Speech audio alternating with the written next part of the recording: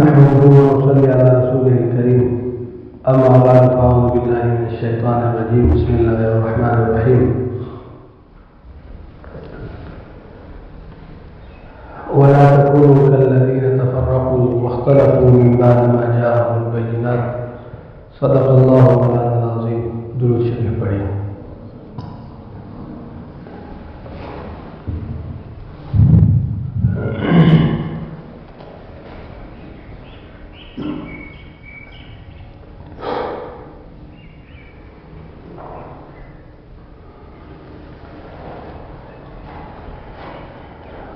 ہمارے علاقے کے خیبر پختونخوا کے علاقے سوات کے بہت بڑے عالم گزرے ہیں، بڑے ولی اللہ تھے. حضرت مولانا حسین احمد مدنی رحمہ اللہ کے شاگرد تھے، بڑے اللہ والے تھے، گمنام تھے.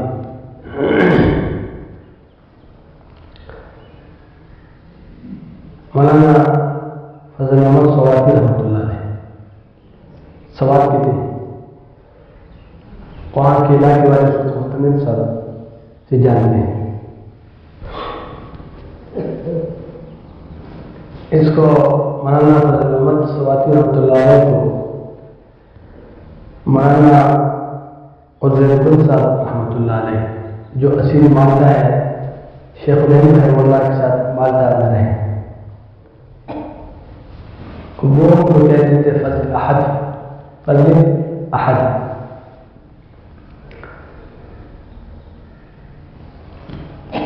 اس کو بہت پہلے کی بات ہے،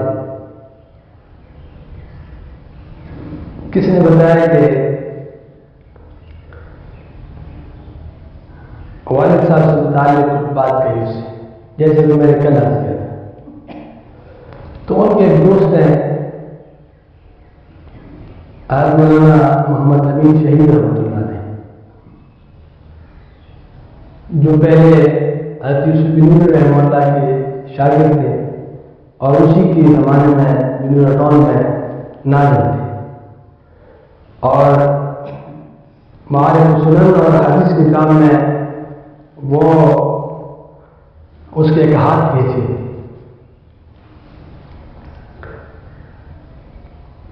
تو یہ دونوں آپس میں دوست تھے، کیونکہ یہ مولانا فضل محمد سواتی رحمۃ اللہ علیہ کے خود بھی وہاں کے استاد الحدیث تھے بنور کے، تو دوست تھے آپس میں. تو ایک دوسرے کے پاس آنا جانا جا رہا تھا، تو شاہ آئے تشریف لائے، تو اسے تذکرہ کیا کہ والد صاحب سے متعلق کہ مجھے کوئی اس طرح کی بات پہنچی ہے. تو مولانا فضل محمد سواتی رحمۃ اللہ بڑے یہ دونوں میں بڑے دینی حمیت دینی غیرت بہت زیادہ تھی اور بہت مضبوط اور راسخ علماء تھے دونوں.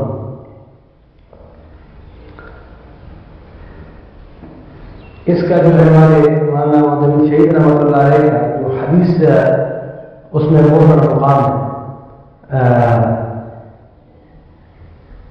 بڑے محقق محدثین میں اس کا شمار ہے، کیونکہ حدیث میں کافی کام ہے، تحاوی ترمیم میں کام کیا ہے. لیکن یہ والد صاحب کی بہت گہرے دوست تھے، مولانا شہید رحمۃ اللہ علیہ دونوں آپس میں بہت گہرے دوست تھے، بہت زیادہ آنا جانا ہوتا تھا، بہت مشاورت ہوتی تھی. والد صاحب کو اس کی فکر کو اس کے کام کو بہت زیادہ اس کو علم بھی تھا اور بڑی اہمیت بھی تھی اس کی، بہت خطوط ہے آپس میں دونوں. تو ان سے تذکرہ کیا کس طرح ہے، تو انہوں نے کہا چلتے ہیں، بہت چلتے ہیں، بات چیت کریں اس کو معلوم کریں کہ کیا تکلیف. اس کو تو معلوم تھا کہ تاکہ خود ملاقات ہو جائے اس کی اور یہ خود ہوشیار ہے. تو یہ مدرسہ تو نہیں تھا، اس کا تو نام نشان نہیں اس وقت، بہت پہلے کی بات ہے. تو اس ہمارے گزرے میں تشریف لائے. جب وہاں تشریف لائے تو والد صاحب سے یہ بات آتی کہ لوگ اس طرح کہتے ہیں، اس طرح کہتے ہیں. تو والد صاحب نے فرمایا کہ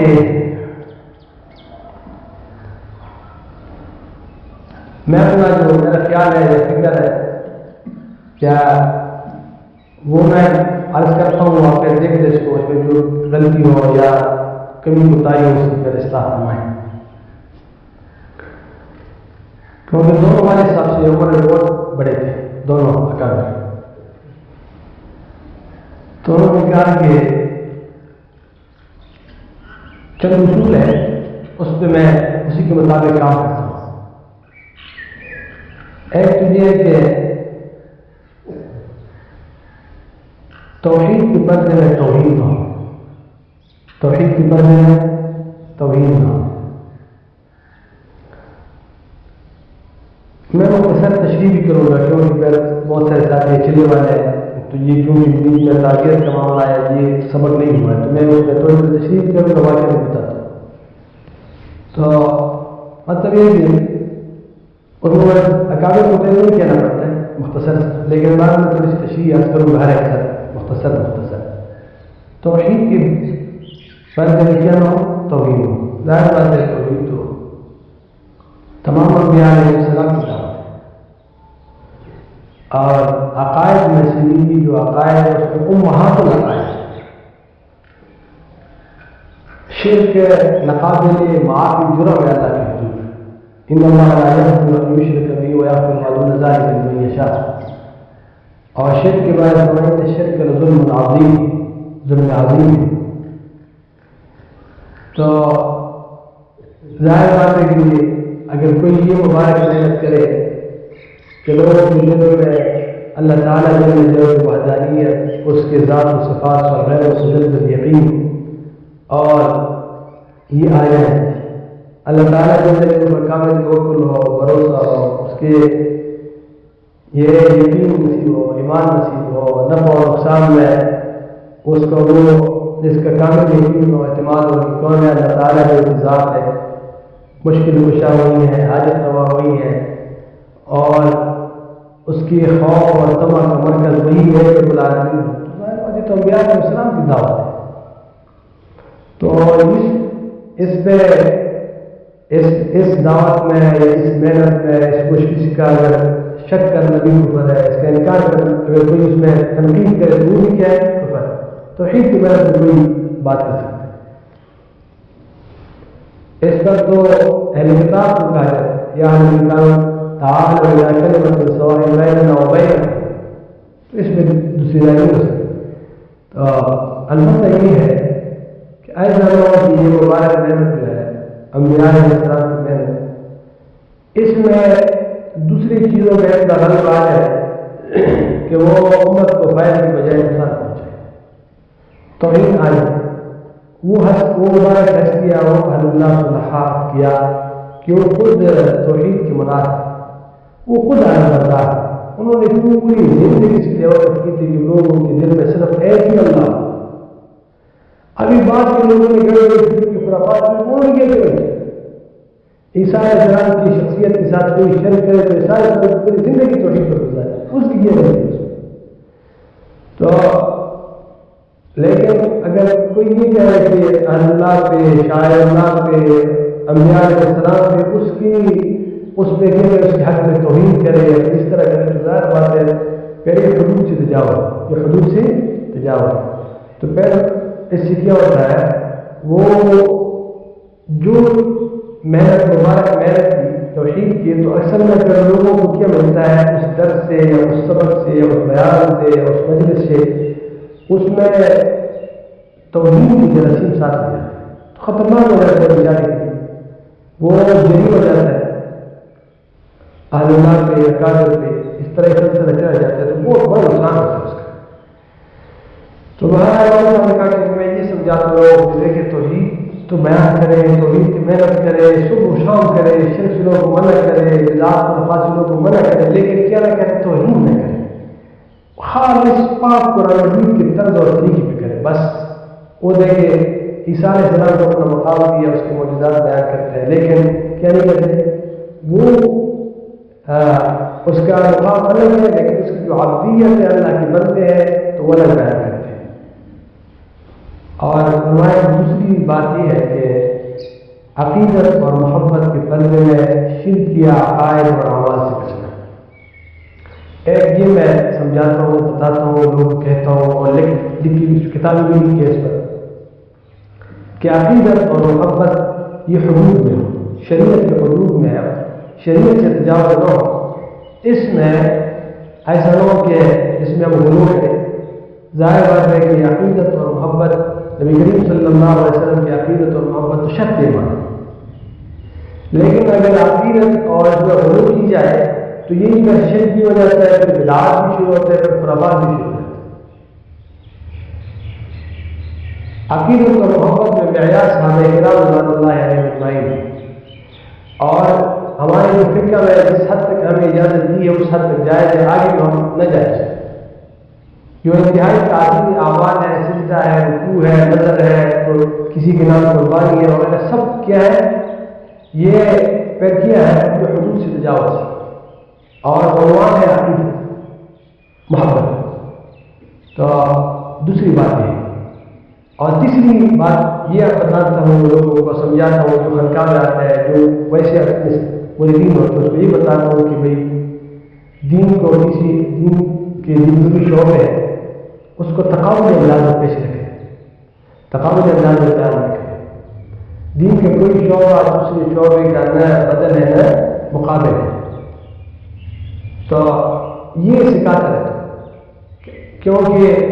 عموماً ایسا ہوتا ہے کہ مختلف محنتوں میں مشغول ہمارے جو مسلمان بھائی ہیں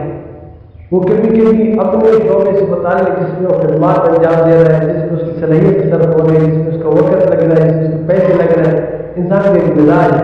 تو اس شعبے سے زیادہ کیا ہوتی ہے، اس سے لگاؤ ہوتی ہے، اس کے ساتھ ایک جذباتی تعلق ہوتا ہے۔ اس جذباتی تعلق کی بنیاد پر یہ ایک امتحان ہوتا ہے کہ کبھی وہ حدود اللہ کا یا اعتدال کو ضائع کر کے تجاوز کرتے ہیں۔ تو اعتدال یہ ہے کہ اس کو اسی درجہ پہ رکھیں جو شریعت کا درجہ ہے بس، اور تجاوز یہ ہے کہ خیال یہ ہو کہ جس شعبے سے میں متعلق ہوں تو بس دین یہی ہے اور کوئی نہیں، اس میں حسد کرتے کہ بس دین نہیں، یہاں اس میں یہ کہتے ہیں کہ جو خدمت ہے دین کی تو میں ہی کر رہا ہوں، میں دوسرے لوگ آپس دوڑ رہے ہیں، آپس محنت کر رہے ہیں۔ تو حالانکہ یہ سب مبارک محنت ہے، نبی کریم صلی اللہ علیہ وسلم نے اس سب مبارک محنتوں کو مسجد نبوی سے شروع کیا، وہ سب کی مرکز ہے، نبی کریم صلی اللہ علیہ وسلم کی سب اس کی امانت ہے، سب پاؤ دعوت تبلیغ ہے، پاؤ جہاد ہے، پاؤ تعلیم تعلق کے سلسلے ہے، پاؤ تزکیہ نفس یا اس کے مراکز ہے، سب وہ کام ہے، وہ خیر ہے جس کا کہاں سے سب یہ خیر کہاں سے شروع ہوا، جس کہاں سے جا رہی مسجد نبوی سے، اور نبی کریم صلی اللہ علیہ وسلم کے مبارک سینے سے، مبارک دل سے اور وہی سے یہ ساری چیزیں شروع۔ تو کیسے میں کو کوئی اور کسی کی حیثیت ہے کہ وہ دین کی اس شعبوں کی جو اہمیت نبی کریم نے بتائی ہے، قرآن نے بتائی ہے، اس کی اہمیت کو کم کر کس کو یہ اختیار ہے، کس کو یہ حق ہے، کس کتنے کون یہ اشارے بن سکتا ہے، یہ تو کس کا ہے، تو یہ تو کسی کی بھی اختیار ہے اس میں نہیں۔ تو اس وجہ سے یہ تو سب دین کی شوق ہے، سب کس میں دین کی شوق ہے، مبارک محنت ہے، نبی کریم صلی اللہ علیہ وسلم کی دین کی محنت ہے، اس کی دین کی احیاء کی محنت ہے، دین کی حفاظت کی محنت ہے، دین کی پلاؤ ہے، دین کی نشر و اشاعت ہے، بہت ساری چیزیں ہر شعبے میں ایک بات جہاد کا جو فائدہ ہے وہ آپ کو پتہ سے نہیں حاصل کر سکتے، اور تعلیم و تعلم کے جو فائدہ آپ کو جہاد سے حاصل کر سکتے نہیں، ہر شعبے میں اپنا فائدہ۔ تو دین کے کسی شعبے کو تقابلی انداز میں پیش نہ کرنا اور بیان نہ کرنا، دین کی کوئی بھی شعبہ دوسرے شعبے کے اندر بدل ہے مقابل ہے، اس کی مثال والی طرح سے بیان کرتی ہے جیسے کہ انسان کے اعضاء، ہاتھ ہے، حیثیت، افادیت، ضرورت اپنی جگہ ہے، لیکن یہ کبھی آنکھ سے مقابل نہیں، آنکھ کی افادیت تعبیت اپنی جگہ ہے، تو کون ایسا کہہ سکتا ہے کہ بھائی آنکھ کے مقابلے میں بھی کیا ہو، ہاتھ ہو نہیں، تو اہمیت اس کی۔ تو اسی طرح دین کے ہر شعبے کی، ہر محنت کی، اس کے اپنے مقام ہے، اس کے اپنا میدان ہے، اس کے اپنے فضائل ہے، اس کی اپنی حیثیت ہے، اس کی مسلمان مسلم معاشرے کی ضرورت ہے، کچھ ہنگامی کام ہوتے ہیں، اس کے ہنگامی ضرورت ہوتی ہے، کچھ مستقل شعبے کی ضرورت ہوتی ہے، مستقل تاکہ دن محفوظ ہوا، دن کے حیا ہوا، تو کیسے دینی معاشرہ ہوگا، اس لیے محنت نہ ہو. تو ایک والد صاحب نے فرمایا کہ میں یہ سمجھاتا ہوں لوگوں کو یہ معاملہ. تو بعض باقی ہوتے ہیں وہ کہتے ہیں کہ یہ تو پھر کیونکہ انہوں نے کہا کہ بعض لوگوں کے خیال میں ہوتے ہیں کہ مثلا وہ جہاد سے متعلق ہے یا مسئلوں سے متعلق ہے، وہ خیال میں ہوتا ہے کہ بس تب تک صحیح طریقے سے فضیلت ثابت ہوگی کہ میں جب کہوں کہ جس شعبے سے میں رہتا ہوں بس یہی دین ہے، بس میں دین کر رہا ہوں، بس یہی اس کے علاوہ تو صحیح نہیں. تو یہ خطرناک ہے. یہ تو اللہ بچائے، اللہ تعالیٰ نے حفاظت کرے کہ تو یہ تو اگر کسی مثلاً کوئی جہاد کا انکار کر لے یا دعوت و تبدیل کا انکار کر لے یا تعلیم و تعلق میں اس چیز کا انکار کر لے تو یہ کفر تک بات پہنچ جاتی ہے. تو اس وجہ سے وہ ہے کیونکہ جو خاص سے ایک نہیں ہوتا ہے کہ ایک خاص شکل ہے، ایک خاص شکل ہے، ایک نہیں ہوتا کہ نبی کریم صلی اللہ علیہ وسلم کے کیا ہے اس کی وہ محنت ہے، اس محنت کا انکار کرنا ہے، وہ آیات کا انکار کرنا، تو کوئی نہیں کر سکتا. چوتھی بات انہوں نے کہا یہ سمجھاتا ہوں، کہتا ہوں کہ دیکھیں تحقیق کے پردے میں تنقیص اور خدائی سے بچے. تحقیق کریں، تحقیق علماء کرام کریں گے، حقیقین کریں گے، علماء امت رہنمائی فرمائیں گے، لیکن تحقیق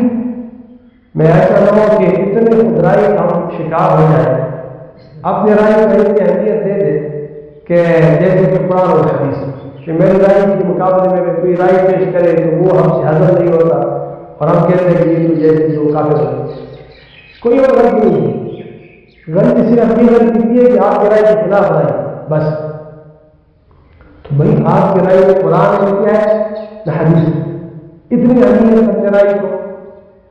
تو وہ کہتے ہیں کہ دیکھو تحقیق کے پردے میں تنقید سے دوسروں کو علم ہے، آپ علم کی تنقید پہ اتر آتے ہیں، دوسری لوگوں کی تنقید پہ اتر آتے ہیں، تو یہ کس سے پیدا ہوتا ہے؟ خدائی سے پیدا ہوتا ہے. تو خدائی نہ ہو بلکہ جو رائے کی جو مقام ہے بس وہی مقام ہے، وہ کوئی نس نہیں ہو،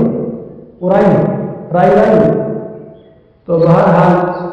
یہ ایک اور موضوع ہے جس کی میں بات کروں تو خاص کر جوانوں کے لیے بہت زیادہ اس کی اہمیت ہے کہ تحقیق کے میدان میں اور تحقیق کے عنوان سے آج کل کے معاشرے میں بہت سے بھی اٹھائے جاتے ہیں اور اسلام میں بہت حملے بھی ہوتے ہیں. عنوان اور ٹائٹل پہ استعمال کیا جاتا ہے کہ تحقیق قرآن و حدیث کی روشنی میں تحقیق، لیکن وہ طرح تحقیق کا میدان ہوتا ہے جو لوگ کرتے ہیں وہ تحقیق کے حل ہوتے ہیں. اس موضوع پہ میں تفصیل انشاءاللہ کی گفتگو کروں گا، لیکن انہوں نے یہ بتایا کہ دیکھیں